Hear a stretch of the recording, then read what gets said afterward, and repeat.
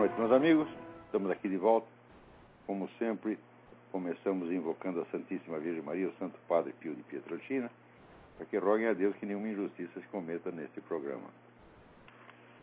Olha, eu acho que o assunto importante aí do plano internacional ainda é esse problema dos e-mails descobertos por dois hackers e trouxeram à luz a vigarice, toda a montagem de falsas provas articulada por climatologistas de renome internacional para dar uma sustentação, só dizendo, científica a essa coisa do aquecimento global, e não só aquecimento global, mas a teoria das causas humanas do aquecimento global. É muito importante entender que esses cientistas que foram assim desmascarados não são cientistas quaisquer, mas são os principais autores do relatório do painel intergovernamental das Nações Unidas sobre a mudança climática, o IPCC. Este relatório do IPCC, por sua vez, é o fundamento principal dessa reunião em Copenhague, onde se pretende implantar um imposto mundial sob a alegação de combate ao aquecimento global. De modo que nós estamos, vocês devem se lembrar daquela emissão do Lord Christopher Monckton, que foi inclusive reproduzida ali no vídeo sem máscara, né, anunciando claramente que a implantação deste imposto global é já automaticamente a implantação de um governo mundial, porque não há imposto se você não tem meios de forçar o pagamento do imposto. Quer dizer, se não há um órgão policial para fiscalizar o pagamento do imposto, então o imposto não existe. Então, a implantação do imposto mundial já é automaticamente a criação de um poder mundial capaz de se impor a cidadãos de quaisquer países do mundo, forçando ao pagamento do imposto e se impor também, vamos dizer, a todos os governos. Ora, isso aí é a novidade, é a mutação mais revolucionária de todos os tempos. Porque a implantação do governo mundial não é só um crescimento do organismo estatal para o nível global. Você vê que uma das funções principais do governo é representar um povo perante outros povos. Quer dizer, você tem uma função de representação. Quer dizer, se não há um povo estrangeiro perante o qual você tem de ser representado, a própria existência de governo se transforma, vamos dizer, num fenômeno meio estranho. Agora, o governo global, ele representa que nação? Não uma nação, nem essa, nem aquela, mas representa a humanidade. Ele representa perante quem? Perante extraterrestres? Só pode ser.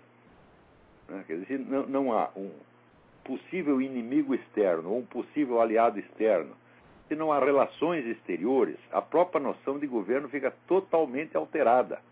Porque desde que o mundo é mundo, as relações exteriores é uma das funções fundamentais, né, do governo. Quer dizer, o governo é o órgão que representa um povo perante outro, que o defende de outros povos, que o articula com outros povos por relações diplomáticas, comerciais, culturais, etc, etc. Muito bem, o governo mundial vai fazer isso perante quem? Tá certo? Então, é de se prever que essa coisa de extraterrestres daqui a pouco comece a ter alguma relevância política. É capaz de você. Muito em breve vocês ouvirão autoridades mundiais começarem a falar. Eu não estou brincando, não. Isso não é uma piada, isso é coisa séria. Estudos a esse respeito já vêm sendo desenvolvidos há 60 anos. Vocês viram que a própria ideia do aquecimento global, do perigo ecológico, isso surgiu de um estudo feito mais de 50 anos atrás. O governo americano e outras entidades juntaram lá um grupo de estudiosos e cientistas para investigar a questão qual seria o substitutivo da guerra, possível substituto da guerra, como fator de unidade social. Ao longo de toda a história humana, o fator mais coesivo que existe, aquilo que mais facilmente junta um povo, é o conflito com outro povo. Né? Então, em uma situação de governo mundial, não há, evidentemente, mais guerra. Só a guerra desaparece e é substituído por operações policiais. Quer dizer, se o governo mundial tem que reprimir um povo que está saindo da linha, no seu entender, isso não é uma guerra, é uma simples operação punitiva. Né? É como o Império Mongol. Nós sabemos que o Império Mongol viveu em guerras, mas ele não chamava de guerras, ele chamava de expedições punitivas. Porque do ponto de vista do Império Mongol só havia duas regiões no mundo. E havia o Império Mongol e havia as regiões rebeladas. Isso é todo o resto do mundo. Então, o governo mongol não reconhecia outros governos. Só existiam, ele já era um governo mundial no seu próprio entender. Então, só havia o governo mongol e províncias rebeladas. Então, não havia guerra, evidentemente. É uma expedição policial, ou como eles chamavam, expedição punitiva. Agora, nós voltamos à mesma situação. Com o governo mundial, se um povo, por exemplo, se recusa a obedecer às normas do governo mundial, ele pode fazer, não uma guerra, mas uma operação punitiva. Mas a operação punitiva, ela, longe de poder ser um fator de coesão da sociedade, é um fator divisivo.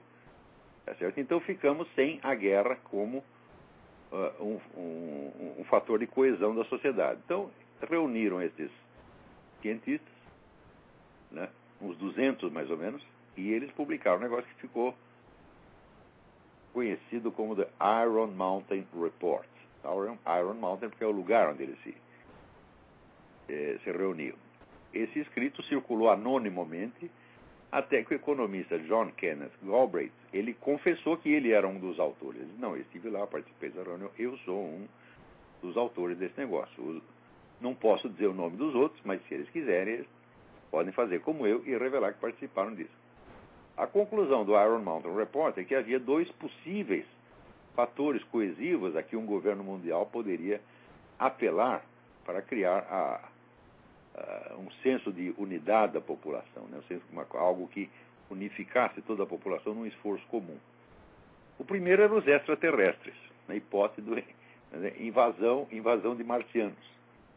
Quer dizer, se a Terra fosse invadida, naturalmente a humanidade, né, se uniria para combatê-los.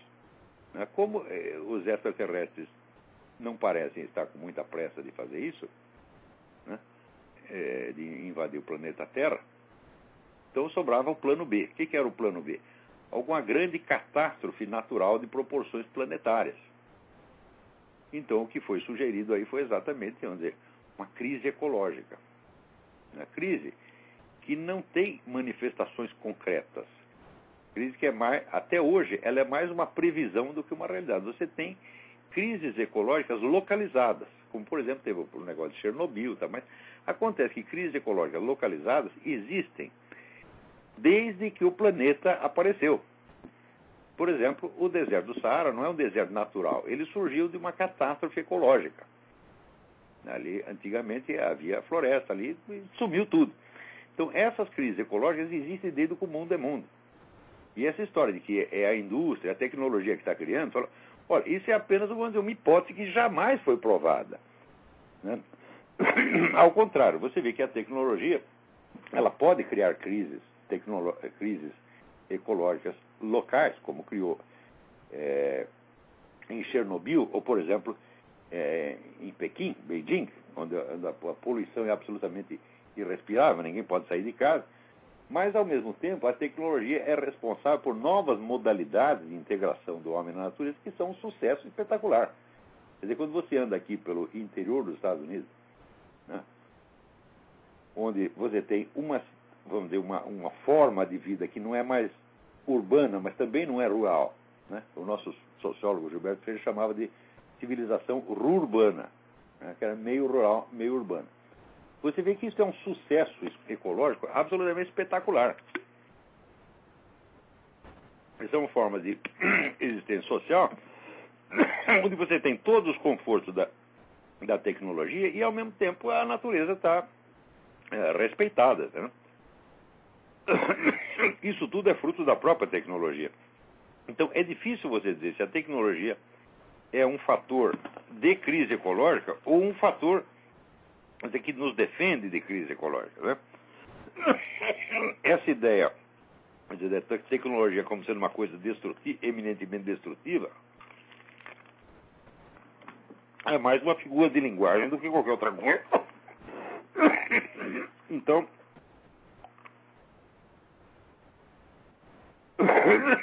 O que nós temos aí, vamos dizer, é a medida mais revolucionária de todos os tempos, que é a implantação de um governo mundial, que vai não apenas centralizar o poder em escala planetária, mas vai mudar a própria natureza do fenômeno chamado Estado. E isso tudo está para acontecer baseado num relatório que foi todo montado por meio de fraude. Evidentemente, esse é um fenômeno esquisitíssimo, isso nunca aconteceu na história humana, e é exatamente o que nós estamos vivendo. Aquela conferência do Lord Monckton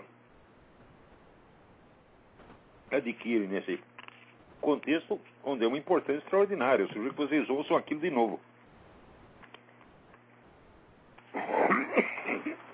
Ao mesmo tempo, o caráter farsesco dessa coisa ainda é reforçado, vamos dizer, pela circunstância social que está acontecendo, onde ali as prostitutas dinamarquesas estão oferecendo sexo grátis aos participantes da conferência de Copenhague. Inclusive o seu Obama, aproveitando que está lá distante da dona Michelle, ele pode se prevalecer dessa oferta que foi feita pela Sindicato Dinamarquês das Trabalhadoras do Sexo. São 79 prostitutas, onde você mostra o crachá da Conferência da Mudança Climática e você dispõe dos serviços eróticos gratuitos. Aquelas senhoritas, muito bonitas, adoráveis, estão lá, então, à disposição desta elite científica, né, internacional que vai salvar o planeta. Não é um negócio fantástico? Não. Agora, aqui o Halley Barbosa me escreve, aqui ontem a Rede Globo, que lidera o alarmismo e todas as táticas de esquerda do nosso país, mostrou no Fantástico porque o CO2 é o grande vilão do pretenso aquecimento global. Por meio de uma repórter e painéis gráficos, ela dizia: veja este gráfico da variação da temperatura através dos tempos. Agora veja esse outro do aquecimento do planeta durante blá, blá, blá, blá, blá. Quando sobrepomos um gráfico ao outro, vemos que eles são praticamente iguais, o que quer dizer que a Terra está aquecendo mesmo. E que foi no período da Revolução Industrial que isso começou. Esse gráfico é arquiconhecido,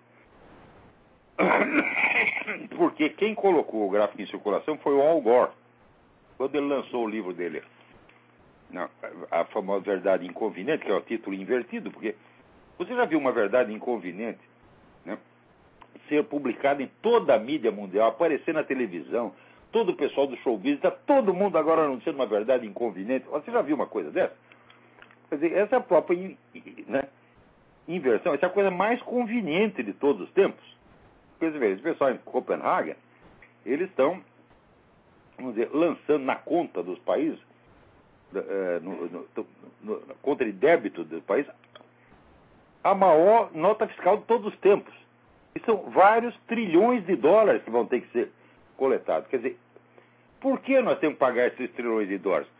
Sabe por quê? Porque aquela meia dúzia de vigaristas da Universidade de East Anglia, que é esse Dr. Philip Jones, Keith Briefer, Michael Mann e outros, né, combinaram entre si de falsear os dados para subscrever esse alarmismo do aquecimento global. E é por isso que tem que pagar. Quer dizer, é a criação de uma autoridade mundial com um poder extraordinário, é o lançamento do maior débito de todos os tempos, tudo isso em nome de uma empulhação total. Porque ao mesmo tempo que os caras estão fazendo isso, os próprios apóstolos do aquecimento global estão confessando que eles estão perplexos, porque a temperatura do planeta está estacionária, e na verdade até diminuiu nos últimos 10 anos. Isso saiu na revista Spiegel, né? Olha, climatologistas estão confusos pelo intervalo do aquecimento global, que é um intervalo de apenas 10 anos, que faz há 10 anos que não aquece nada, né?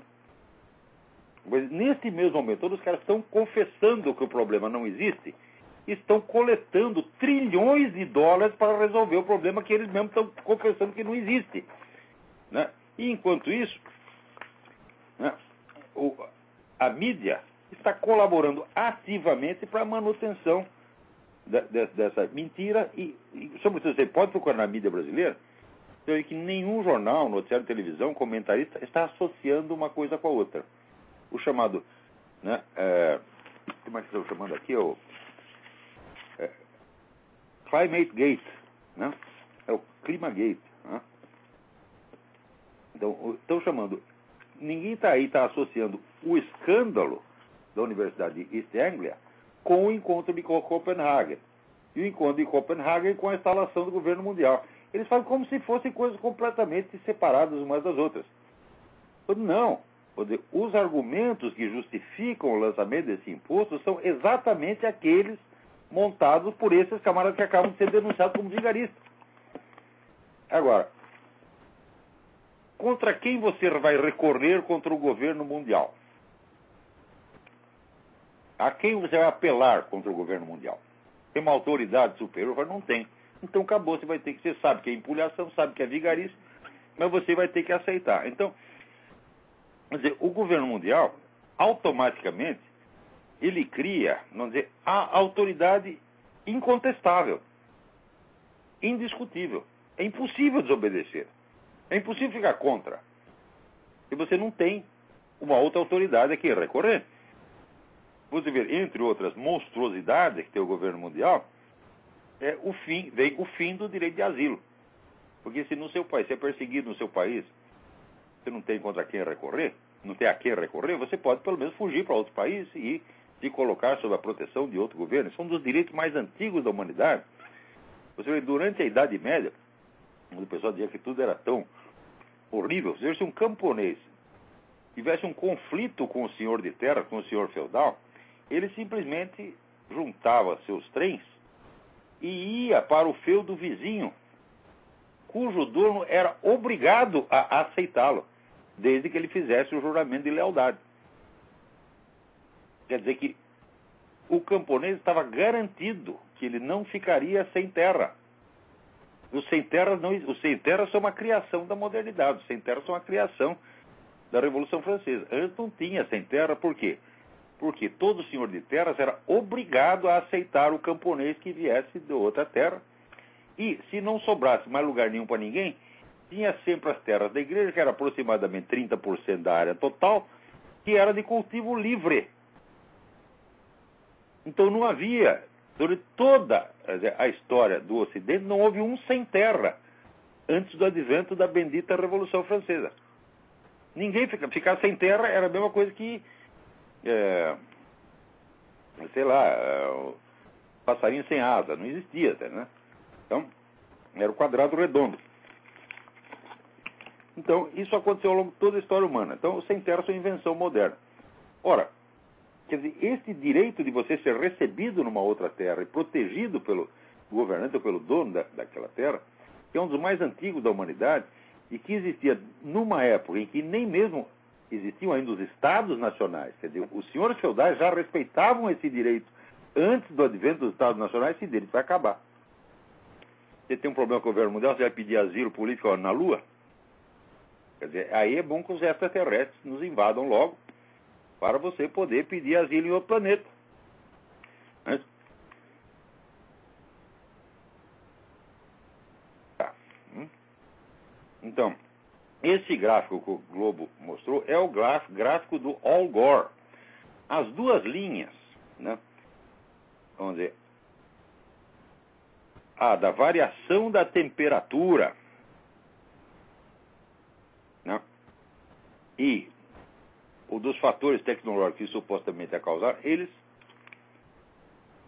de fato, né, as emissões de CO2, aumento da temperatura e emissões de CO2. De fato, as duas linhas coincidem, quando superpostas.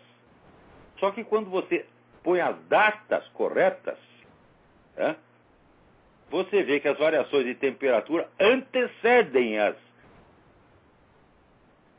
o aumento das emissões de CO2.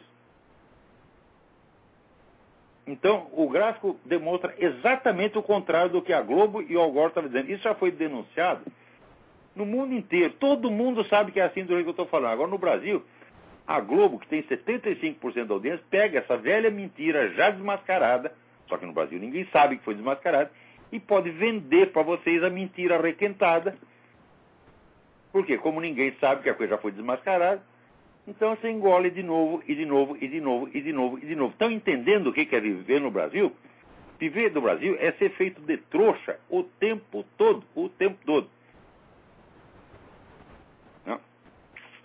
Por que isso pode acontecer aí? Veja por que pode acontecer. Ó, saiu na revista Época esta semana, não? A pesquisa Indicador do Alfabetismo Funcional, INAF, divulgado pelo IBOP desta semana. Então, ali aparece que 32% dos brasileiros com educação superior são educação superior, com um diploma de educação superior. São analfabetos funcionais. O repórter da Época até brinca, diz, olha, se você está entendendo este mesmo artigo, tá certo? Então, você pertence à categoria, vamos dizer, de apenas 25% da população alfabetizada é realmente alfabetizada. Né? Agora, você imagina, né, a taxa disso aí entre professores universitários, que fazem parte, vamos dizer, da população dita letrada. Né? Então, quer dizer, se 32% dos brasileiros com ensino superior são analfabetos funcionais, quer dizer, 32% dos professores universitários também são, porque eles fazem parte dessa população com ensino superior. Ser analfabeto funcional significa o seguinte: você não incorporou na sua mentalidade o ensino primário. Falta-lhe ensino primário. Quer dizer, você não é capaz de reconhecer por trás das palavras o seu significado. Isso é uma habilidade que você tem que adquirir no ensino primário. Agora, você imagina os outros que já não são mais analfabetos funcionais, quantos não têm uma educação secundária ou universitária deficiente? Esse 32% tem essa...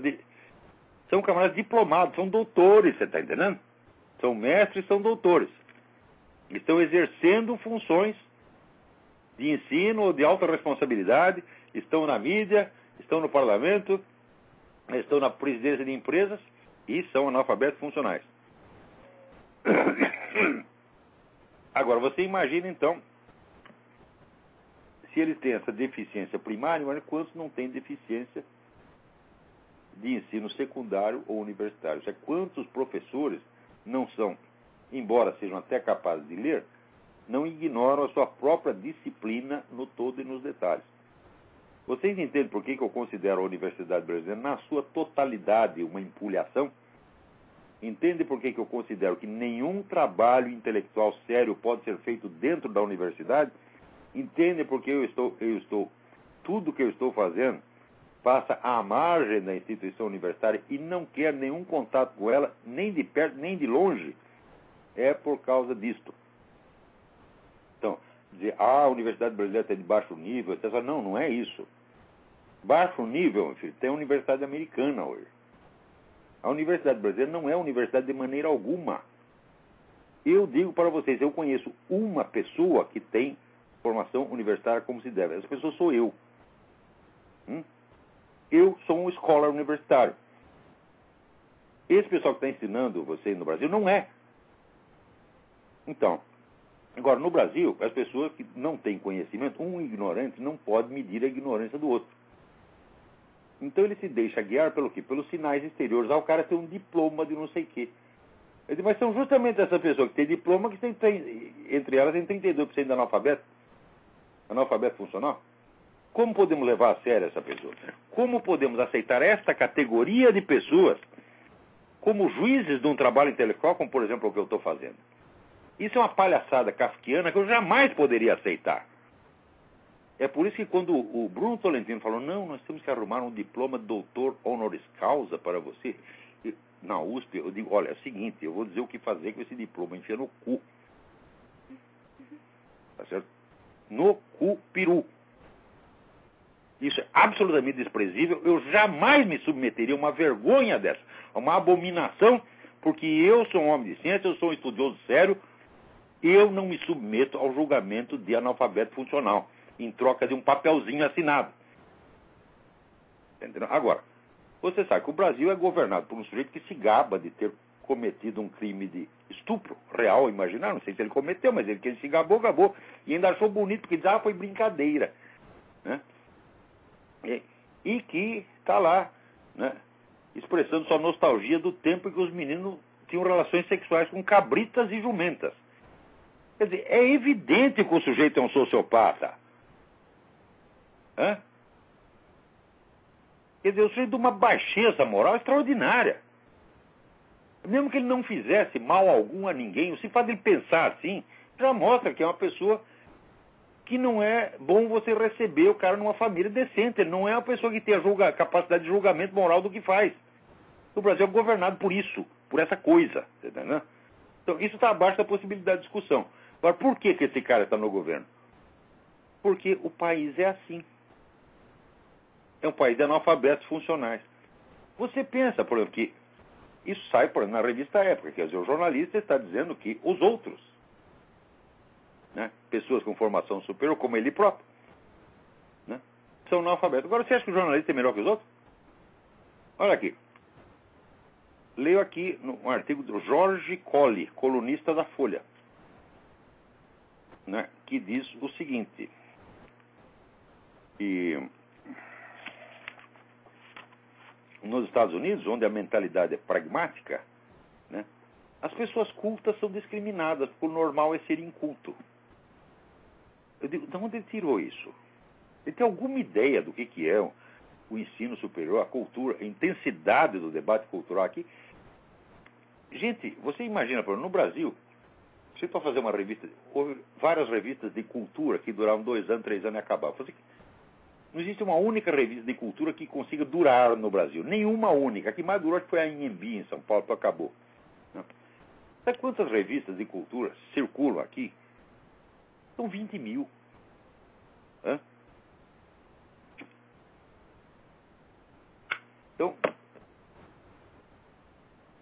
essa ideia de que a americano é inculto, o americano não lê, eu digo, meu Deus do céu, isso mostra a incultura do próprio brasileiro. Esse Jorge Colli, mesmo que ele tenha vindo aqui, esse pessoal que vem do Brasil, vem pra cá, eles vão na Disneylândia. Eles vão comprar radinho de pilha, tá entendendo? É isso que eles vêm fazer aqui, porra. Gastar dinheiro em loja e ir na Disneylândia. Então, nos Estados Unidos não tem cultura, eles são só consumistas. Ora, meu Deus do céu. Ora, existe um estudo, Richard Hofstadter, que chama o anti-intelectualismo nos Estados Unidos. Então, quando você vai ver o que é o anti-intelectualismo nos Estados Unidos, é uma coisa de intelectuais. Né? Eram intelectuais protestantes, religiosos, teólogos, né, que achavam que a atividade da inteligência não submetida à religião é um negócio pecaminoso. Então, se o sujeito estuda muito, mas não é religioso, então está no pecado. Então, o estudo, de certo modo, quando ele pretende uma independência em relação à religião, se torna pecaminoso. Essa foi a origem do anti-intelectualismo americano, quer dizer, um anti-intelectualismo altamente intelectualizado e de origem religiosa. O que o pragmatismo tem a ver com isso? Esse idiota não sabe nem o que é pragmatismo. Quando fala pragmatismo no Brasil, quer dizer um sujeito que só pensa em dinheiro. Pragmatismo, meu filho, é uma escola filosófica criada por intelectos de primeiríssima ordem, como William James, Josiah Royce, Charles Peirce e outros. Quer dizer, o pragmatismo é intelectualidade altamente requintada. Agora, no Brasil, quem quer que só pense em dinheiro, o pessoal diz que ele é pragmático. Aqui ninguém diz que isso é ser pragmático. Aqui dinheirismo é dinheirismo e pragmatismo é pragmatismo. Pragmatismo é a escola filosófica da qual os americanos se orgulham muito. Por ter tido pelo menos 3 gênios filosóficos lá, que são esses que eu citei. Isso não quer dizer que eu gosto da escola pragmatista, nem que eu aprecio, nem que eu assigo, mas tem que reconhecer a capacidade dos caras. Quer dizer, um anti-intelectualismo baseado em motivos dinheiristas aqui nos Estados Unidos jamais existiu. Jamais existiu. O que existiu, quer dizer, na classe média, tem pessoas que têm essa mentalidade. Tá certo? Então, mas que isto seja a mentalidade do país e que isso seja significativo da cultura americana, não faz de jeito nenhum. O que é significativo é o anti-intelectualismo brasileiro. O brasileiro não é apenas contra intelectualismo, vamos dizer, laico. O brasileiro é contra todo e qualquer conhecimento. O fato de que um sujeito como Jorge Colli pode escrever uma coisa dessa na Folha, mostrando total desconhecimento, né, da cultura americana, tanto que ele dá como amostra da cultura americana, eles querem ver como eles são anti-intelectuais, eles criaram, né, o personagem do Dr. Lecter, né, o Dr. Hannibal Lecter, que ele era um sujeito muito culto, mas ele era um psicopata criminoso. Eu digo, quer dizer que todos os intelectuais que aparecem nos filmes americanos, tudo psicopata criminoso, é? E por causa de um personagem, ele coloca um personagem como se esse Thomas Harris, que é o sujeito que escreveu a história do Dr. Lecter, fosse o escritor americano mais significativo, quando aqui é um escritor de 40ª categoria, né?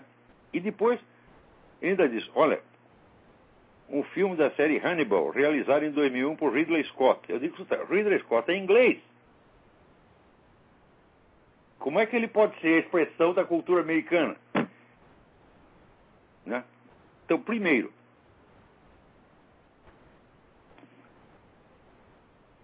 o fato de você ter né, um intelectual que é um assassino, quer dizer que aqui essa ideia, intelectuais são assassinos, estão sempre tramando coisa, todo mundo é contra intelectual. Ao contrário, aqui é uma puxação de saco de intelectual que dá até vergonha.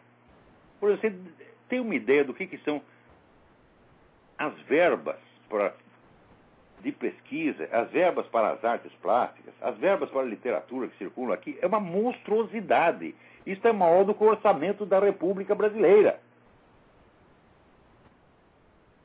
Isso quer dizer, esse Jorge Colli não tem a menor ideia do que se passa aqui.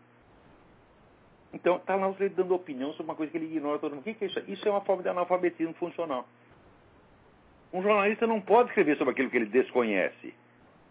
Eu, por exemplo, eu não posso escrever uma matéria de turf, porque eu nunca entrei no Jockey Club. Eu não sou capaz de distinguir um cavalo de raça de um jumento, você está entendendo?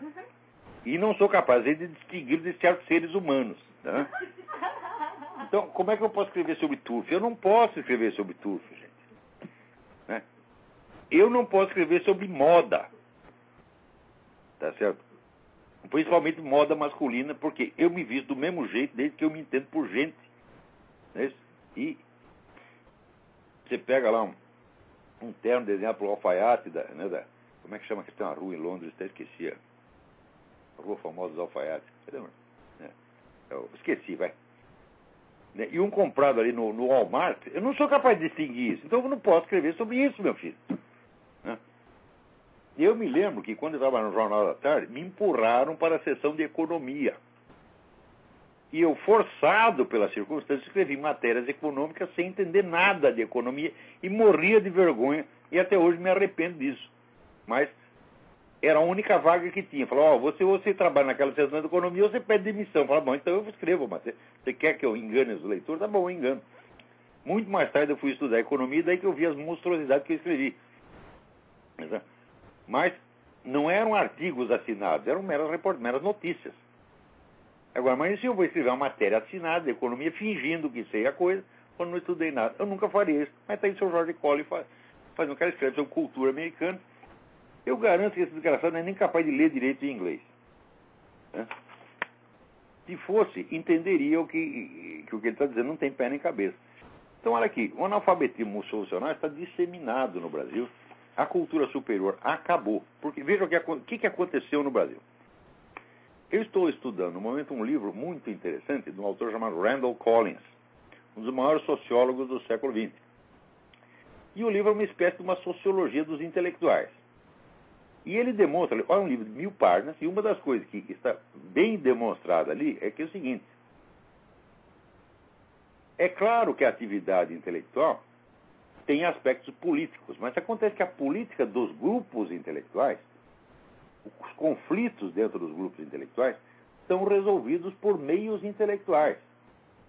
Quer dizer, você tem a discussão, e alguém leva a melhor na discussão, né? E ele coloca ali, diz, olha, é uma constante da história, né, exaustivamente demonstrada, que quando você usa meios extra-intelectuais, por exemplo, meios políticos, que age através da autoridade política, ou da repressão, ou de campanhas de difamação, você usa meios intelectualmente inválidos para interferir numa discussão intelectual, o seu prestígio intelectual decresce e aquela corrente de ideias que fez isso acaba sumindo. E quer dizer, uma coisa é a disputa política pelo poder geral, no Estado, na sociedade, etc. Outra coisa é a política dos meios intelectuais, a política interna da classe intelectual. Né?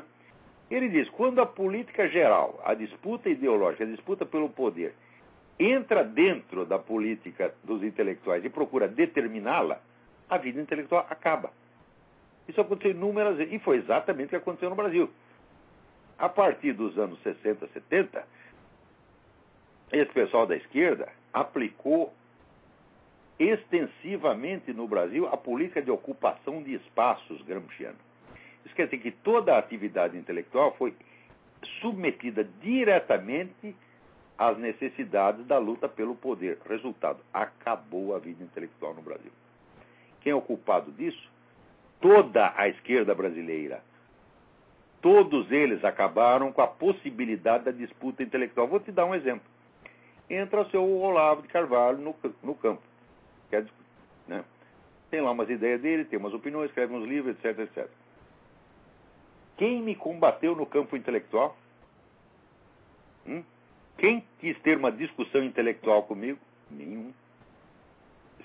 Quer dizer, a disputa intelectual foi substituída pelos mecanismos que são usuais na política de poder.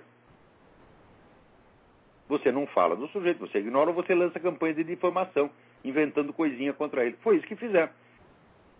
Então, como é que eu posso, né, respeitar essas pessoas e querer, até como me sugeriu o Bruno Telefino, um diploma assinado por esses vigaristas? Mas nunca na minha vida eu ia aceitar uma coisa dessa. Né? Então, você pega aquele corpo docente da USP inteiro, né? Eu considero aquilo um bando de incapazes. Alguns são incapazes e outros são vigaristas mesmo. Na melhor das hipóteses, quando aparece no meio universitário brasileiro, na área de filosofia, uma pessoa de altíssima competência pelos padrões brasileiros, é um sujeito capaz de ler um livro de filosofia e explicá-lo. Quer dizer, é um intérprete didático de algum filósofo. Filósofo eu não tenho nenhum.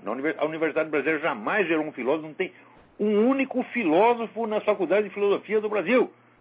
Na melhor das hipóteses, você tem explicadores ginasianos de filosofia. E que já é... Então, por exemplo, você pega ali no catálogo das edições Paulus, por exemplo, ou Paulinas, né? Você tem vários autores universitários que escrevem, olha aqui, a doutrina de Santo Tomás de Aquino sobre não sei o quê, né? A teoria de Karl Marx sobre não sei o que mais. Então são caras que estão explicando didaticamente o que um filósofo do passado falou. Isso não é ser filósofo, porra. Isso não é filosofia, isso é uma atividade quase filológica. É apenas uma atividade de divulgação. Então, as pessoas que são... Por exemplo, Dona Marilena Chauí escreveu um livro sobre Spinoza, que é mais ou menos nesse nível. Eu diria, olha, ela até como explicadora de Spinoza, até de vez em quando ela tem alguma ideia quase original. Eu digo, isto, no Brasil, é o suprassumo da filosofia. Quer dizer, o sujeito ele conseguiu ler Spinoza e até explicou alguma coisa a respeito. Isto é o topo da atividade universitária no Brasil. Você pega lá, o Alberto Oliva escreveu um livro, Os Pré-Socráticos. Então ele pegou os textos dos pré-socráticos, colocou em ordem e explicou. Né? Anaximandro disse isso, Tales disse aquilo, papapá. É um livrinho didático. Isto aí é ser um professor universitário no Brasil. Eu não estou nesse nível, minha gente. Eu sou um filósofo, porra. Os caras não entendem a diferença? Eu posso ser um filósofo de merda, mas sou um filósofo de verdade, entendeu? Não é um problema de o seu nível qualitativo. O problema é o seguinte, eu nos meus livros eu investigo questões extremamente difíceis, às quais eu dou soluções que eu mesmo encontrei. Das quais você pode procurar a teoria dos 4 discursos, falo, não tem. O último que resvalou no assunto foi Santo Tomás de Aquino. Tem 5 linhas de Santo Tomás de Aquino a respeito, foi tudo que existe. Ou seja, você pega a minha teoria do império, que está exposta lá no Jardim das Aflições, aquilo, meu filho, a criação inteiramente minha. Foi uma questão que eu coloquei, eu investiguei, eu achei a resposta, certo ou errado, ela está lá. E assim por diante. Todo dia eu fiz uma lista das questões filosóficas nas quais eu procedi em investigações pessoais. Claro que a gente sempre se baseia numa tradição anterior, mas o conteúdo das soluções que eu dei é meu. Então, eu sou um filósofo, esses caras não são. Então, no máximo, professorzinho de filosofia. Então, é por isso que não querem discutir comigo. Porque sabe que não tem gabarito. Ninguém tem na Universidade Brasileira, ninguém tem. Por quê? 32% deles são analfabetos funcionais. Quer dizer, 32% não tem formação primária. Mais 20% que não tem formação ginasiana e mais 20% que não tem formação universitária nenhuma e que nem sabe sequer o que é uma formação universitária. Está aí. Você completou 70%, 80%. Por que vamos levar a sério essa gente? Ah, mas eu preciso do diploma para trabalhar. Então você é culpado também. Porque se você está na escola em busca do seu diploma, tá certo? E não de conhecimento, você está ajudando a perpetuar a empulhação. Então você perde o direito de falar da Universidade Brasileira porque você é ainda pior do que ela. Tem gente na linha? Alô, quem é? Alô? Alô? Caiu a linha. Alô? Alô? Alô, peraí, tem alguém tentando falar aqui, mas está tão baixo. Fala mais alto. Espera um instantinho. Não dá, essa ligação está muito ruim, desliga aí. Alô? Alô, quem é?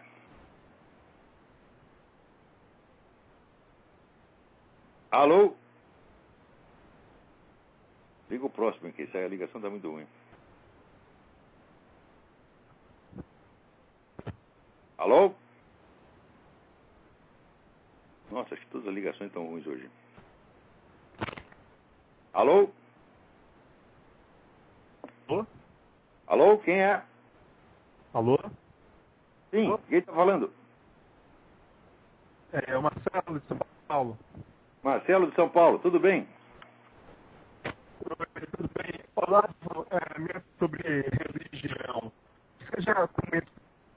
A ligação está muito ruim, não estou entendendo nada, Marcelo. Você ligue novamente que não estou conseguindo ouvir você. Tem mais alguma ligação aí?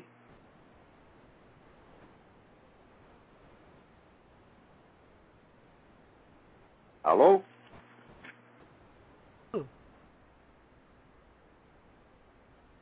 Nossa, essa ligação também está ruim. Então vamos em frente. Agora, vocês vão pensar que só no Brasil que acontece essas loucuras, veja aqui. O assessor do Obama para a segurança nas escolas, Kevin Jennings, ele está, é o que eles chamam aqui, é o czar da segurança nas escolas, né? Está defendendo a ampla distribuição de pornografia para crianças nas escolas, né? Ao mesmo tempo, teve aqui um casal que foi preso no estado de Wisconsin, né? Não, Missouri, porque venderam leite da vaca. Veja que crime, venderam 2 galões de leite da vaca, tiraram da vaca, encheram 2 galões e venderam para um vizinho. Você não pode consumir o leite não pasteurizado. Ora, todo mundo sabe que esse processo de pasteurização é ambíguo. Uns dizem que funciona pra caramba, outros dizem que faz até mal. Tá certo? Então, tem gente que não gosta do leite pasteurizado e prefere o leite direto da vaca, que é o leite que a humanidade bebeu durante a sua existência inteira, né? E que se fosse mortífero já teria acabado com a humanidade há muito tempo. Então tem muita gente aqui que prefere o leite direto da vaca. Acontece que a lei proíbe né, você vender essas coisas. Então o que o pessoal faz? Eles loteiam a vaca. Você tem uma vaca e você vende ações da vaca. Tá certo? Então, vamos dizer, cada vaca tem 40 acionistas, então o acionista, ele tem uma quota de participação na vaca, ele vai toda semana buscar o leite da vaca aqui. E se alguém disser, está vendendo, fala, não está vendendo, a vaca é minha, eu sou acionista da vaca. E esse casal aqui, coitado, caipira, bobearam. Em vez de lotear a vaca, em vez de vender ações da vaca, venderam 2 galões de leite. Foram para a cana por causa de 2 galões de leite. Você vê o que é, vamos dizer, o Estado controlador, onissapiente e onipotente. Isso está piorando cada vez mais. Claro que ainda não chegou, né, no nível brasileiro. Né?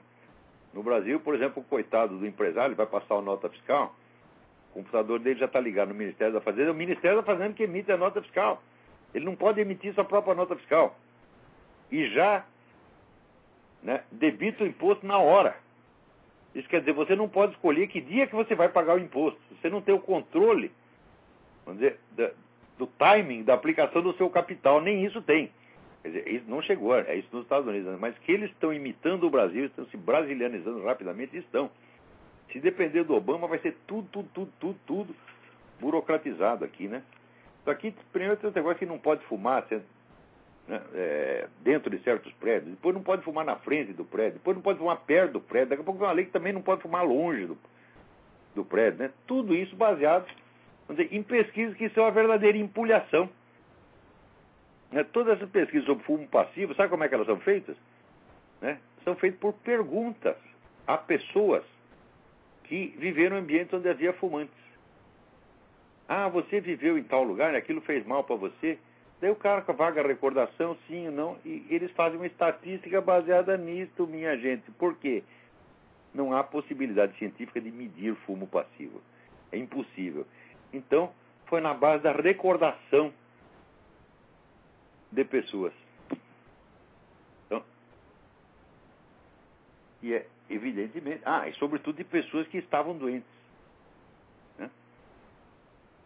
Então, o que você acha que a pessoa respondeu? Fiquei lá, foi o fumo, aquele sujeito fumando aquele cigarro maldito que me matou. Quer dizer, é uma estatística feita de recordações puramente subjetivas. Não há medição alguma.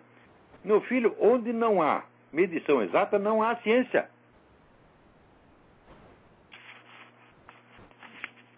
Tem alguém na linha? Alô, quem é? Alô? Alô, Olavo? Sim. Alô, Olavo? Sim. Marcelo, tá ouvindo? Perfeitamente, agora estou ouvindo. Pergunta sobre...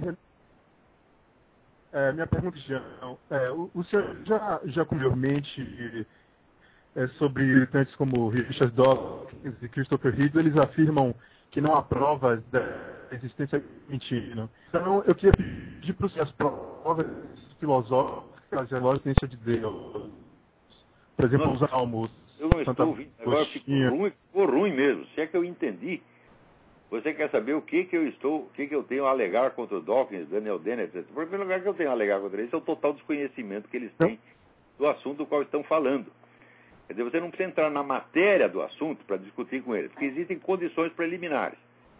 Né? Dentro, vamos dizer, da técnica dialética antiga, tem um negócio que se chama ignoratio elenchi. Ignoratio elenchi é quando o sujeito que entra na discussão não sabe o que está sendo discutido. Esse é o caso de Dawkins e Daniel Dennett. Quer dizer, eles entram numa discussão sobre Deus, mas eles não têm conhecimento suficiente de uma só religião no planeta. A ideia que eles fazem de Deus é a ideia pueril, né? É mitos pueris. E quando esse invento, por exemplo, assim, citar São Tomás de Aquino, são citações que você vê que o sujeito pegou na Wikipédia. Tá? Eles têm conhecimento do assunto religioso de Wikipédia. Então eu não preciso entrar na matéria do argumento deles, porque o argumento está afetado de ignoratio elenchi. Eles não sabem qual é a discussão, não sabem qual é o tópico em discussão. Então, quer dizer, não merece o exame do conteúdo dos argumentos. Tá certo? Quer dizer, se o argumento é depositado em relação ao tópico em discussão, você não tem nem por que ouvi-lo. Por exemplo, o senhor Richard Dawkins pergunta: Como é que Deus faz para saber tudo o que todo mundo está pensando? Quer dizer, ele imagina o seguinte: olha, existe aqui o pensamento humano, os seres humanos já estão pensando, daí vem um Deus de fora e ouve os seus pensamentos de fora. Então, essa pergunta é pueril. Ela não tem por que ser discutida. Quer dizer, o próprio conceito de Deus é contraditório com isso. Então, eu digo, olha, você volta para casa e estuda o assunto, né? E, na verdade, o que nós sabemos é o seguinte: não é que Deus ouve os pensamentos de todo mundo. É que os pensamentos de todo mundo são expressões, são manifestações de uma possibilidade universal que se chama Logos. Que é a razão divina. A razão divina quer dizer, a própria inteligência estruturante do cosmos. Você é uma expressão dela. Você pensa porque existe o Logos, não é você que está pensando, né? E depois vem um Deus de fora para te escutar. Quer dizer, como é que se pode discutir uma pergunta pueril como essa? Dawkins e Dennett são charlatães, são vigaristas. Ora, aceitar a discussão com vigarista, eu digo, só americano mesmo, é tão educado que trata esses camaradas com respeito, que não merecem. Né? E o respeito, você estuda o assunto e daí você faz uma objeção pertinente. Né? Existem objeções pertinentes que podem ser feitas, muitas podem ser feitas. Mas esses caras não, isso aí não tem jeito, não tem o que conversar. Né? Então esses aí não são nem mesmo pensadores ateístas. Esses caras são teístas. O Dawkins acredita em deuses astronautas, porra. Então é por isso que esses caras fazem sucesso no Brasil. No Brasil, o Dawkins é um ídolo. Agora, o nosso tempo aqui está acabando porque eu vou passar para vocês a mensagem que eu recebi do Euclides de Oliveira. Tá certo? Não, mais uma pergunta, vamos ver se dá tempo para responder. Alô? Alô? Também não chegou. Então é o seguinte, vamos parar com isso e eu vou tocar para vocês a mensagem do Euclides de Oliveira, para a qual eu peço extrema atenção. Essa mensagem muito séria, né, e digna de atenção. Vamos lá. E depois, quando terminar a mensagem dele, o programa estará encerrado automaticamente. Dessa vez nem vou me despedir de vocês. Um minutinho que já vai começar já já.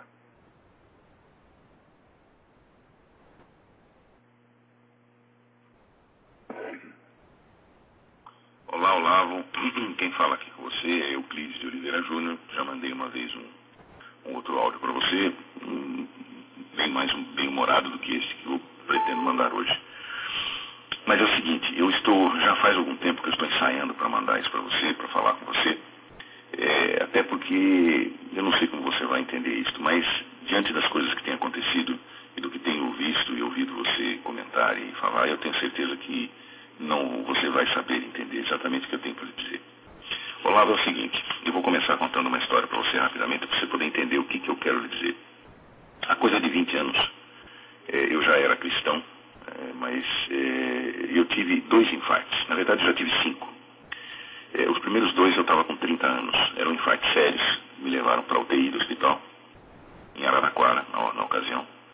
E eu, na UTI, eu estava passando muito mal. Meu coração batia 180 batidas por minuto. E a dor do infarto é uma coisa terrível, rapaz. É uma coisa tremendamente ruim.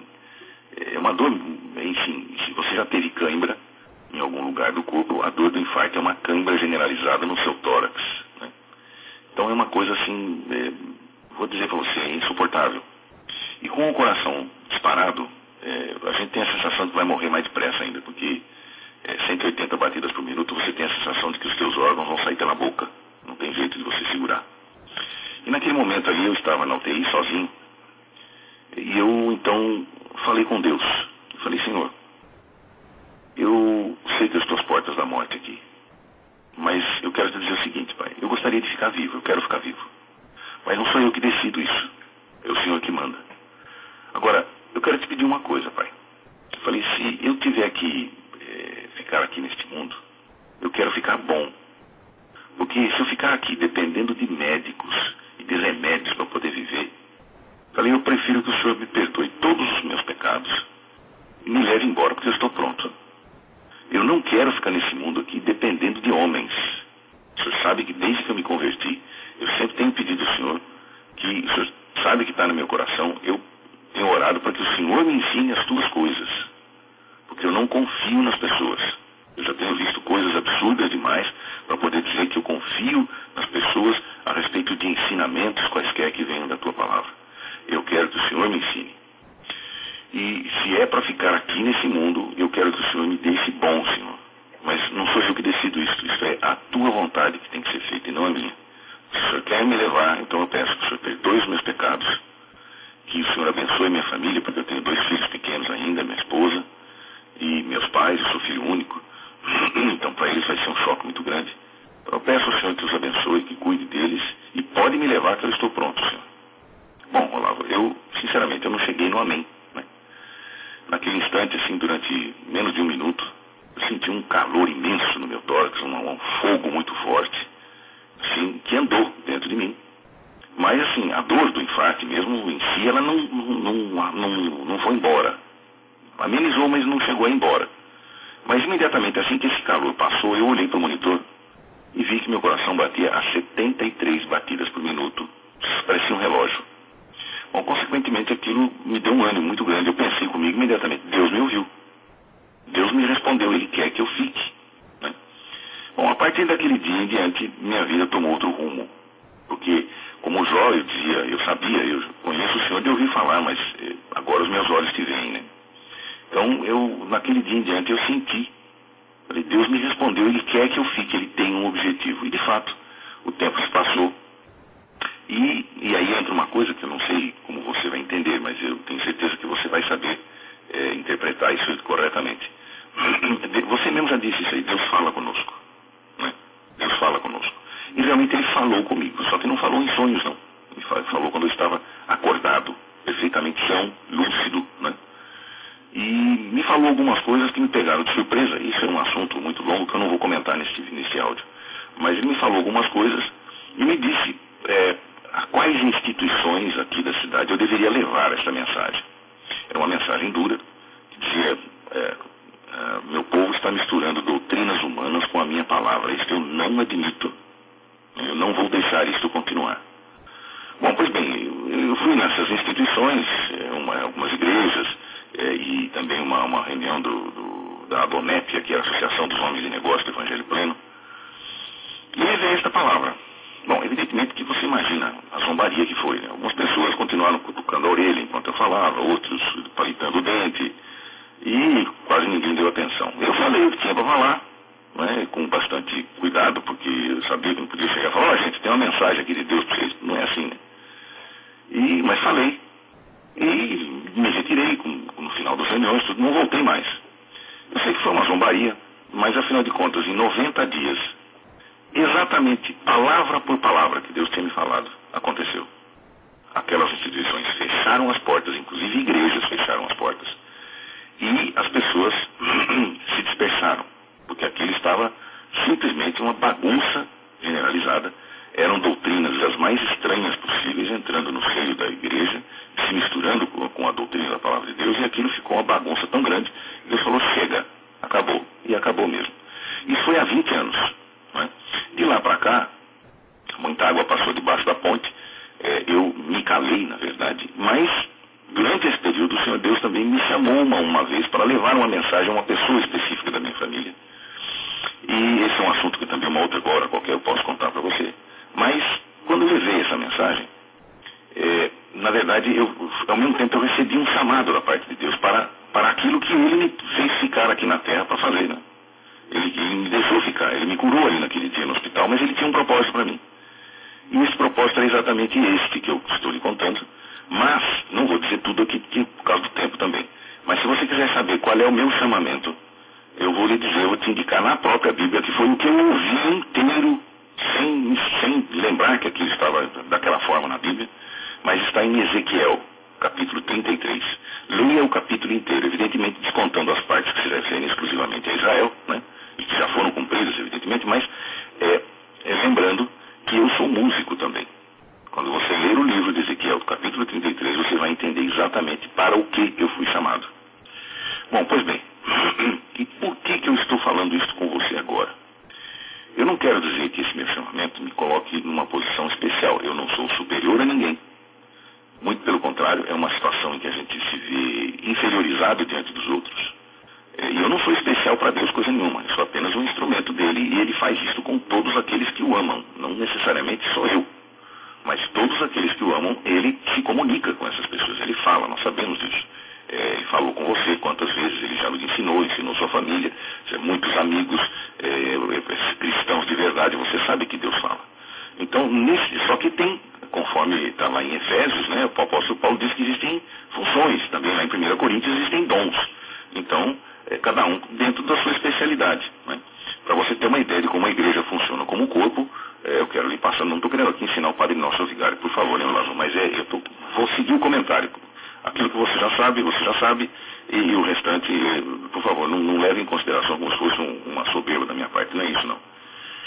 Mas é o seguinte, você vê que lá em 1 Coríntios, depois em Efésios, tem lá o apóstolo Paulo dizendo que Deus, que o Senhor Jesus levantou para a sua igreja apóstolos, profetas, evangelistas, pastores e mestres com vistas ao aperfeiçoamento dos santos, né? E lá em 1 João nós sabemos que o Espírito Santo nos guia. Então, quer dizer, todos os cristãos têm dentro de si já o Espírito de Deus que os guia nesta vida para a próxima, né? Bom, o fato é que dentro desses ministérios, alguns têm as suas especificidades. Você vê, a igreja atua como um corpo. Por mais que eu tenha sido chamado, havia coisas que eu não sabia. E você, através dos seus programas, dos seus textos, me trouxe aquelas informações, como eu já falei antes, que faltavam para a minha compreensão dos eventos, das coisas que estavam acontecendo. Eu sabia que tinha alguma coisa, mas eu não sabia exatamente ligar alguns pontos. E você, através daquela palavra que você trouxe nos seus programas, já lhe escrevi a respeito disso, eu fui sendo instruído. E fui, então, como parte desta igreja, o tijolinho, um tijolinho ensinou o outro tijolinho, e unidos pelo amor nós crescemos, né? Então, isso é a parte importante que eu queria dizer. Mas, também, né? Mas tem outra coisa que é fundamental que vem agora.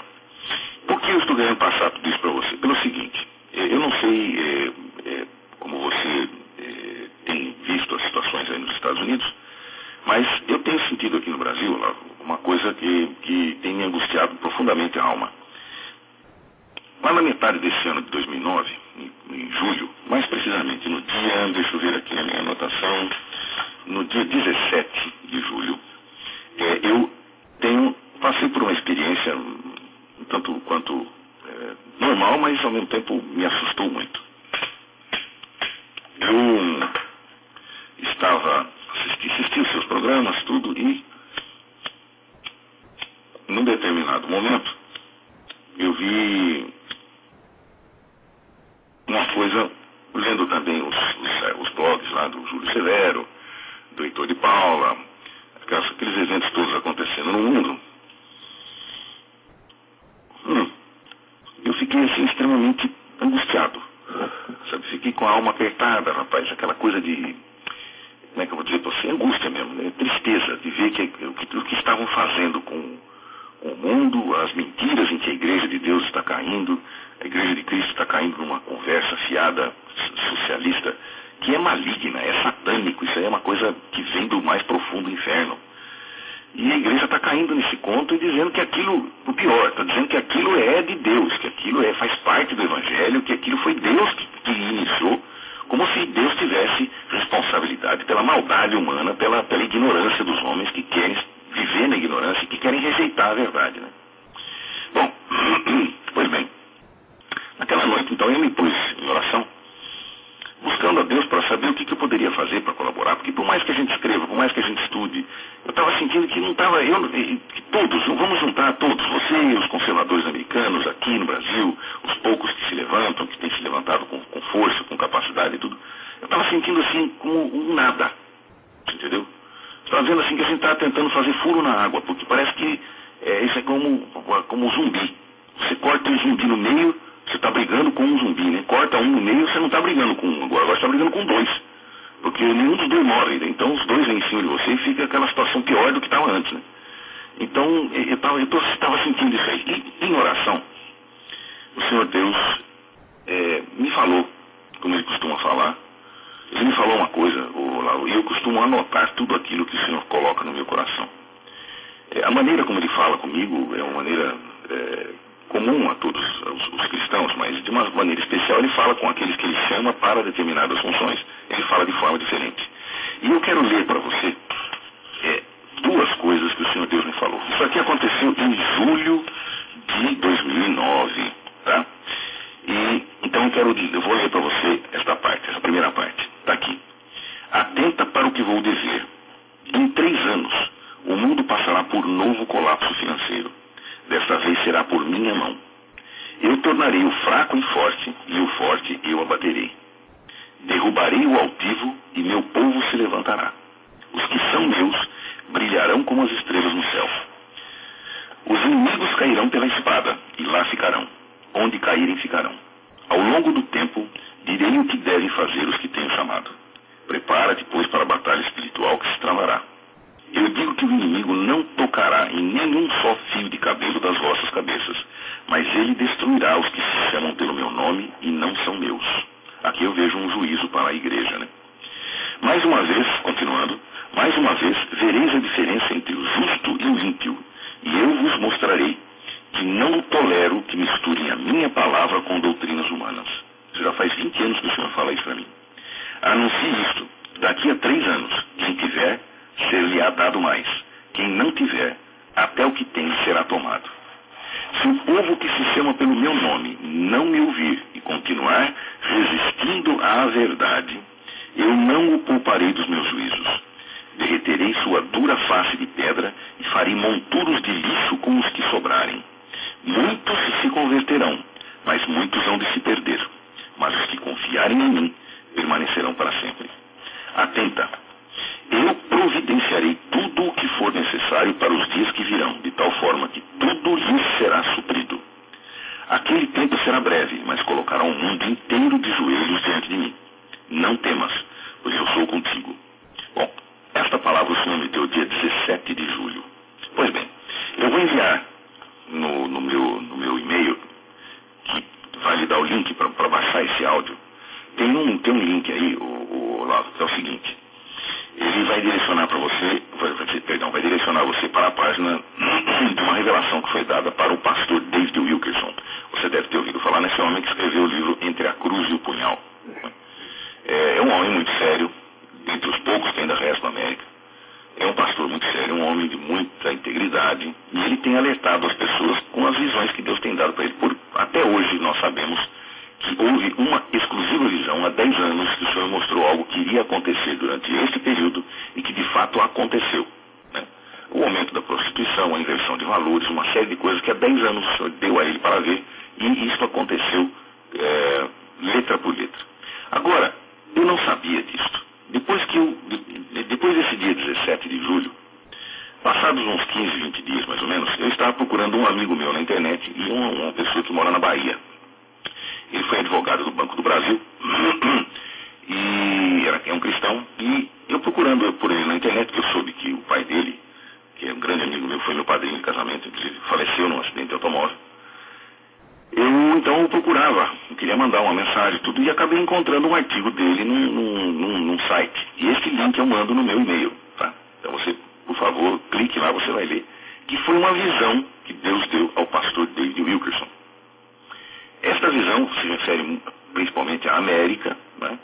Mas quando eu li o relato dele a respeito dessa visão, eu simplesmente me arrepiei, porque eu falei, meu Deus do céu, exatamente aquela impressão que eu tive quando o Senhor Deus me falava isso aqui. Só que a palavra que Deus tinha dado para ele foi em março de 2009, e a minha foi em 17 de julho. Só que é o seguinte, eu só fui descobrir isto 15 dias depois do dia 17, quer dizer, já estávamos em agosto. Né? Aí que eu fui saber que ele tinha escrito isso aí. E por uma coisa assim que, na verdade, não tinha muito fundamento, mas eu acredito que Deus tenha me dirigido até para ver essa confirmação do que ele falou para mim. Bom, isso eu estou falando para você pelo seguinte, nós estamos vendo que o cerco está se fechando. Cada dia que passa você vê mais uma barbaridade, você vê mais uma abominação, você vê mais uma loucura, você vê mais uma coisa maligna acontecendo no mundo. E a igreja, a maior parte das pessoas, inclusive os cristãos que conhecem a verdade, Eles estão tão dominados pelo medo e pela incapacidade de reação que elas não estão fazendo absolutamente nada. As pessoas estão ficando assim completamente desvinculadas da realidade e estão se esquecendo da verdade, que é Cristo. Então essas coisas são problemáticas demais e vão trazer juízos de Deus sobre os homens, principalmente sobre os ímpios, né? Então, esta palavra que o Senhor Deus me deu dia 17 ficou no meu coração por um tempo. Aí passaram-se alguns meses e tal, e a coisa de um mês e pouco, minha mãe e meu pai tiveram um problema com um mecânico aqui, que se diz cristão também, mas fez uma coisa assim, sabe, cometeu uma baixeza muito grande com eles. E eu, naquele dia, então, eu sabia que tinha alguma coisa estranha no ar, mas eu realmente não estava entendendo o que estava acontecendo. Fui orar novamente, e novamente Deus, então, confirmou uma palavra comigo, que eu vou ler, e é confirmação daquela primeira, né? Mas eu quero ler para você ter com você, e depois eu quero conversar um pouquinho mais. Essa palavra foi me dada no dia 13 de 11, que é 13 de novembro, né? Então começa assim: Filho meu, ouve as minhas palavras, ouça-as e as ponha por obra, e atenta ao que te vou dizer.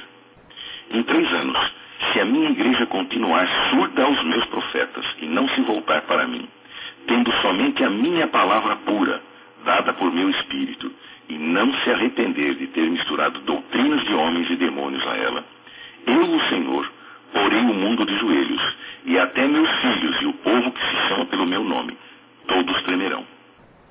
O cálice da minha ira está transbordando, por causa do meu povo que mistura lodo com ouro, e pedras preciosas coloca em focinho de porcos. O que farei será de tal assombro que o mundo inteiro tremerá. Naqueles dias, aquele que tem será dado mais, e é aquele que pensa que tem e não tem, até o que tem lhe será tirado. Portanto, filho meu, lembra-te de ouvir a minha palavra e praticá-la. Pede-me sabedoria para estes dias, e eu te darei. Mas ouve com atenção. Não desvie teus pés nem para a direita nem para a esquerda, pois aqueles que não estiverem em caminho reto e andando firmes sobre a rocha que é Cristo, estes cairão. Não disse eu que antes de fazer qualquer coisa desse vulto não avisaria aos meus servos, os profetas, antes que acontecesse? Pois assim o tenho feito, e assim será. Ouve, meu povo, buscai-me todos de todo o vosso coração, em silêncio, sem algazarra, pois quero falar-vos. Buscai-me de toda a alma, de todo o coração e de todo o entendimento. Sede vós um só no Espírito Santo do Senhor, pois estes que assim estiverem sairão ilesos. Eu farei distinção entre o justo e o ímpio, e não vos ponhais em julgo desigual com os incrédulos, pois castigando eu os ímpios, eu não pouparei os justos por comungarem com ele. Assim, como eu disse que se Moisés e Elias estivessem ali, só aqueles homens eu salvaria da minha ira, assim será novamente. Andai comigo e purificai as vossas vestes. Eu sou o Santo de Israel e cumpro cabalmente o que digo. Eu sou o Senhor e não há outro. Andai comigo e ireis bem. Não temais, porque eu serei com os que me ouvirem e comigo estiverem. Então aqui finda-se a palavra que o Senhor me deu. Olavo, a questão é muito séria. É muito séria. O problema maior é que está no Salmo, não lembro se Salmo 2, agora no seguinte: destruídos os fundamentos que poderá fazer o justo, né? E o que está acontecendo é exatamente isso. Os fundamentos estão sendo destruídos. Os fundamentos da fé, os fundamentos da moral, os fundamentos que mantêm ainda a humanidade em pé, não é? Estão sendo destruídos dia a dia. Por isso o Senhor vai interferir. Tá? Por quê? Porque a igreja não está fazendo a sua parte. Isso significa, Olavo, é uma coisa que não vem de agora. Você sabe, você estuda isso há 40 anos e você vê essas questões há 40 anos, muito embora só agora algumas pessoas estejam se dando conta do que é que você está falando, né? Graças a Deus eu tive a oportunidade de há uns 5 anos começar a ouvir você, embora aos poucos eu tivesse que ir juntando as coisas, para de repente, naqueles dias em que alguns programas específicos que você fez foram cruciais para mim, para poder entender realmente o que acontecia. E também você deu aquela orientação para nós ouvirmos a palestra do padre Paulo Ricardo com relação ao marxismo cultural. Aquilo então foi para mim o fecho, né? Aquilo fechou o círculo e eu passei a compreender perfeitamente o que está acontecendo. Evidentemente, eu entendia, conforme o senhor me mostrava, eu entendia que alguma coisa estava errada. mas eu não sabia exatamente o que era. Né? E onde estava o problema? Para mim, essa colocação de doutrinas humanas, de demônios, junto com a palavra dele, ela tinha uma outra conotação. Entendeu? Eu estava vendo a coisa de uma outra forma. E muito embora eu percebesse que havia assim, uma certa alteração em algumas coisas, mas eu não estava conseguindo identificar o ponto. Como você bem expôs, o padre também, agora eu vejo onde está o foco da coisa, né? E aí eu passei a estudar a coisa exatamente com relação a este foco. E eu estou vendo o seguinte, de fato, uma questão, como você falou, e o padre falou, inclusive, no seu último programa, é uma coisa que tem envolvimento espiritual, sim. É uma coisa perigosíssima, é uma coisa que está transtornando a igreja e transformando a igreja, em vez de sal da terra, né, em apenas, como o Senhor Jesus falou, se o sal perder o seu sabor, ele deve ser lançado fora e pisado pelos homens. É exatamente isto que está acontecendo. O sal da terra perdeu o seu sabor, foi lançado à terra, né, e está sendo pisado pelos homens. A igreja está sendo achincalhada todos os dias, né?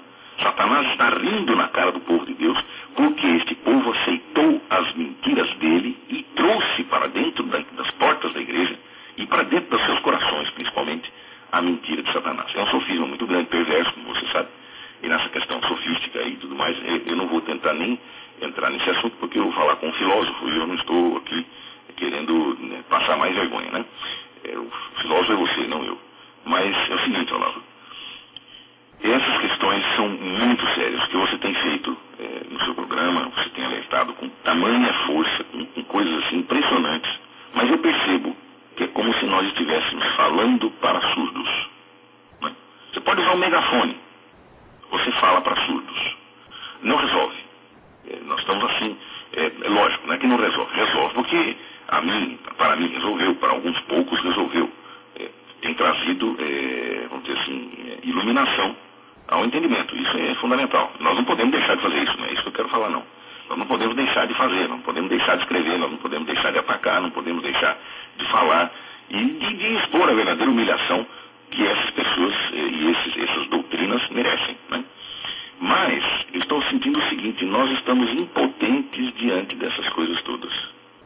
Não resolve, como eu falei para você, você corta um zumbi, você não luta mais com um, agora você luta com dois, né? E as coisas estão seguindo neste caminho. Então, Olavo, eu quero dizer a você o seguinte, se você quiser, eu transcrevo essa palavra, coloco ela no papel, digito para você, mando via e-mail, né? Porque parece que esses dias a minha conexão de internet está um pouco melhor. Então eu tenho que aproveitar e fazer tudo agora, porque depois eu só fico lendo. Aí, quando está ruim, eu não consigo mandar nada para ninguém. Mas agora eu estou conseguindo fazer alguma coisinha, então eu tenho que aproveitar. Se você quiser, eu mando para você arquivar aí, para poder ler com mais calma, porque ouvir é uma coisa, você lendo é outra completamente diferente, né? Você tem tempo para meditar naquilo, você tem tempo para ruminar, vamos dizer assim, as palavras de uma forma diferente. Então, eu espero ter podido passar para você todas essas informações. Eu quero dizer a você o seguinte, por favor, não me julgue como uma pessoa soberba, eu não tenho nenhuma, vamos dizer assim, nenhuma glória, porque Deus tem mostrado isso para mim, porque Ele não mostra só para mim, Ele tem falado com os servos dele. Né? E eu não sou o único, nem sou o portador da verdade, não é isso. Tanto que Paulo diz, quando falar em profetas na igreja, falem 2 ou 3 e os outros julguem. Né? Então essa palavra dita pelo profeta tem que ser julgada, e evidentemente eu espero que você o faça também. E há uma coisa que é muito importante, que eu vejo no Novo Testamento, como um exemplo que está lá, é que o profeta Ágabo, certa vez, pegou o cinturão de Paulo e disse, aquele que o dono desse cinto vai subir para Jerusalém, ele será, para Roma, né, ele será perseguido, enfim, vai sofrer opção de coisa aqui. E aí Paulo então responde da seguinte forma, o Espírito Santo expressamente me avisa que por onde eu passar, eu já sei as perseguições que virão. Né? Então eu sei, eu estou pronto até a morrer por Cristo se for necessário. Quer dizer, o que o profeta Ágabo havia falado para Paulo, Paulo já sabia no seu coração. Então o profeta veio para confirmar. Nesse caso, o que eu estou passando para você, atuando como um profeta de fato, eu tenho certeza que já estará no seu coração isto. E eu só venho então para confirmar ainda mais isto. Então eu quero pedir a você que faça exatamente como o senhor tem falado. Aqui não há distinção doutrinária, Olavo. Nós temos realmente, tem algumas doutrinas, eu sou protestante, nós temos algumas doutrinas que são diametralmente opostas. Mas se há um diâmetro, então nós temos um centro. E o centro é Cristo, e é neste centro que nós temos que estar firmados daqui para frente e unidos como um só nele. Porque quando o fogo descer, ele vai pegar os que não estiverem protegidos pela muralha de fogo, que é o Senhor ao nosso redor. Não é? O Senhor já disse que ele é muralha de fogo ao redor do seu povo. Então, quanto mais alta é a força que Satanás faz, quanto mais alto é o ataque que ele move contra o povo de Deus, mais alto é o muro que Deus também levanta ao redor do seu povo. Mas o Senhor fará isto para nos orientar e também para purificar a sua igreja, porque os fundamentos estão sendo destruídos. E destruídos os fundamentos, que poderá fazer o justo? Nada. Isso nós sabemos. Então, Olavo, eu levo essa palavra a você. Eu quero desejar do meu coração que Deus o abençoe profundamente e continue abençoando você e sua família, que realmente vocês estejam protegidos pelo Senhor aí, que Ele os livre de todo o mal, que Ele os tire de toda situação difícil, de todas as artimanhas que Satanás tem levantado, que Ele os dirija para o bom caminho, que os mantenha no caminho reto, com os olhos abertos e o coração fixo em Cristo, né? Firmados todos na fé, você e sua família, os que estão aí perto, os que estão longe, né? E que o Senhor lhe oriente para fazer com esta palavra aquilo que você achar conveniente, aquilo que o Senhor lhe disser, que lhe dirija para você usar isso. Veja também, por favor, esta visão do pastor David Wilkerson, tá certo? E se tem um livro dele chamado The Vision, eu não vi aqui no Brasil. Aqui parece que já está traduzido com a visão, mas eu ainda não encontrei, né? Se você encontrá-lo aí nos Estados Unidos, procure, porque esse livro, se não me engano, eu não li, mas pelo que li as resenhas, alguns comentários, ele trata de uma visão que me parece já ocorreu durante esses últimos 10, 12 anos passados. Quer dizer, eu não vou dizer para você o que é, nem se estou certo nessa coisa, porque foi o que me pareceu dos comentários, então eu vou passar para você apenas para que você se informe melhor. Olavo, muito obrigado por seu tempo, viu? Desculpa ficar incomodando você com essas coisas, mas isso eu acho que não incomoda, não. Eu acho que isso é uma coisa necessária. Nós precisamos, entre irmãos, precisamos trocar essas informações e mantermos-nos unidos, porque o fogo virá. Isso, olha, Olavo, durante todos esses 20 anos que tenho andado com o Senhor e o Senhor tem andado comigo, esse Deus de quem eu sou e a quem eu sirvo em meu espírito, todas as palavras que Ele me deu, nenhuma delas falhou. Nenhuma. Leia, junte ao seu conhecimento aí, a essas palavras, a leitura do profeta Jeremias, capítulo 23, dos versículos 16 a 20. Tá? Nos últimos dias entendereis, diz o Senhor. Então, eu não sei quando serão esses últimos dias, quando começará o período tribulacional. Ninguém sabe. Mas o fato é que me parece que eles não estão muito distantes de nós. Sabe? A coisa não está muito boa, não. E eu tenho comigo ainda uma coisa. Pode ser que, se a igreja não se levantar, pode ser que esse período tribulacional comece. Porque os fundamentos podem ser destruídos, né? E destruídos os fundamentos, o justo não pode fazer mais nada. Então, é uma coisa que realmente a gente tem que estar com os olhos abertos. Tá bom? Olavo, desculpe tomar seu tempo. Novamente, que Deus os abençoe bastante. E pode contar comigo aqui, embora eu não tenha, assim, toda aquela desenvoltura que eu gostaria para poder escrever as coisas, mas também tenho feito algumas coisinhas.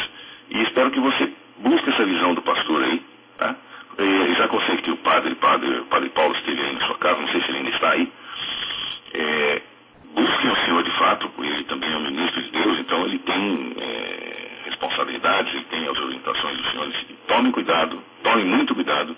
E eu quero falar aqui para os meus irmãos católicos o seguinte, por favor, não entenda isso como uma ofensa, Olavo, de maneira alguma, mas é o seguinte, a Igreja Católica é maioria.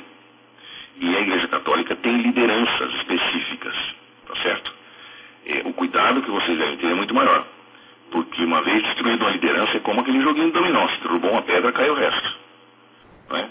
E E é preciso muita atenção. Nesse ponto, os evangélicos têm uma certa, vamos dizer, tem e não tem, né? Mas tem uma certa vantagem porque são mais dispersos. Então é difícil com um tiro só, você não derruba todos de uma vez. Mas de qualquer maneira, essa porcaria está entrando avassaladoramente em todas as igrejas, sem distinção, porque o alvo é o cristão, esteja ele onde estiver. Então, só apenas digo isso porque a Igreja Católica é grande, é maioria no mundo. Então, é um perigo porque se você imaginou, eu imagino que muita gente não vai dar atenção ao que Deus diz, mas vai dar atenção ao que o homem pode dizer. É o que o homem está dizendo que pode influenciar. Você não, o padre Paulo não, alguns outros cristãos católicos não. Mas a maioria não é assim, você sabe, principalmente aqui no Brasil, que a maioria já é massa de manobra, já está assim, marxista, o Satanás dá um toquinho de dedo, todo mundo segue para um lado, dá um toquinho de dedo, todo mundo segue para o outro. Quer dizer, é uma coisa absurda, vil, e nós precisamos ficar muito atentos com isso, porque o alvo agora são aqueles que não dobraram seus joelhos a Baal, né? Aqueles que não foram enganados, porque os que foram enganados já estão ali, todos eles debaixo do mesmo teto. Agora, os que não dobraram os joelhos a Baal ainda, agora são alvo. Então, nós precisamos ficar muito atentos e estar com muito cuidado, porque agora os alvos seremos nós. Entendeu? Por isso que eu estou dizendo essa palavra, por favor, não interprete nada como se eu estivesse fazendo alguma afronta à Igreja Católica, como eu vejo aí muitos cristãos protestantes fazerem. Então, por favor, não leve nesse sentido, porque as diferenças doutrinárias são muitas, mas aqui não é doutrina que está valendo, não. O que está valendo é a nossa salvação mesmo. E salvação só tem um, é Cristo. E aí não discutimos jamais. É só ele e não tem outro, né? Então tá bom, Lavo, eu te agradeço bastante. Por favor, peço que você entenda isso que estou fazendo da forma mais respeitosa possível. Não é nada contra. Apenas estou levando isso para vocês como uma orientação que tenho no meu coração e eu não posso me calar. Se você ler lá em Ezequiel 33, você verá. Se eu me calar e vocês fizerem alguma coisa errada, vocês não especificamente, mas outras pessoas a quem o Senhor Deus me tem colocado diante, fizerem alguma coisa errada e elas morrerem em seus pecados, Deus vai cobrar de mim. E eu não quero deixar isso para depois não, porque isso é muito sério. E eu sei que com Deus a gente não brinca não. Ou a gente obedece, custe o que custar, até a vida se for preciso, mas obediência é o que Ele quer. Ele não quer sacrifício, Ele quer obediência. Tá bom? Olavo, Deus abençoe você. Dê um grande abraço no Padre Paulo. Diga a ele que, embora ele seja um padre, e ele que seja um ministro, mas eu também, como cristão, quero dizer que Deus o abençoe bastante, que ele tenha bastante saúde e bastante entendimento para esses dias que virão, porque ele é um alvo certo. Certamente ele é um alvo potencial. Então que Deus o livre de todo mal, que dê a ele bastante sabedoria, entendimento, firmeza na fé, porque a coisa está pegando. A coisa está muito pior do que a gente imaginava. O mundo espiritual está assim, empolvorosa. Principalmente os demônios estão achando que estão conseguindo fazer alguma coisa, embora não sei, eu não entendo esse tipo de burrice, mas eles sabem que o fim deles está próximo. Tá? Olavo, muito obrigado por tudo. Até uma próxima vez.